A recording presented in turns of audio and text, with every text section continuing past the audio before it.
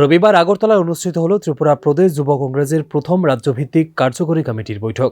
Agartala student health হোমে অনুষ্ঠিত এই বৈঠকে উপস্থিত ছিলেন সর্বভারতীয় যুব কংগ্রেসের সভাপতি উদয় ভানু, সর্বভারতীয় যুব কংগ্রেস ইনচার্জ মনীষ শর্মা, প্রদেশ কংগ্রেস সভাপতি আশিস কুমার সাহা, কংগ্রেসের কেন্দ্রীয় কার্যকরী কমিটির সদস্য বিধায়ক সুদীপ রায় বর্মন, প্রদেশ যুব কংগ্রেস সভাপতি সহ অন্যান্য নেতৃত্বরা। অনুষ্ঠানে বক্তব্য রাখতে গিয়ে বিধায়ক সুদীপ রায় বর্মন বিজেপিকে তীব্র আক্রমণ করেন। তিনি বলেন, বিজেপির কাছে হিন্দু মুসলিম মন্দির মসজিদ ছাড়া অন্য কোনো ইস্যু নেই। হোয়াটসঅ্যাপ মিডিয়ার মাধ্যমে তারা যুবকদের ব্রেন ওয়াশ করছে, চেষ্টা করছে দেশের ইতিহাস মুছে ফেলার। তিনি বলেন, পশ্চিমবঙ্গে বিজেপি সরকার গঠনের পরই উত্তরপ্রদেশের মতো বুলডোজার রাজনীতি শুরু হয়েছে। তিনি যুবকদের এই ক্ষেত্রে দায়িত্ব নিয়ে দেশের সংবিধান এবং ঐতিহ্য রক্ষা করতে গুরু দায়িত্ব গ্রহণের আহ্বান জানান। তারপরে তার ইন্টারেস্ট গুনতে হচ্ছে, স্বাভাবিকভাবে জিনিসপত্রের বহু করে যে জায়গায় দাম গিয়ে বেরোবে দাঁড়াবে,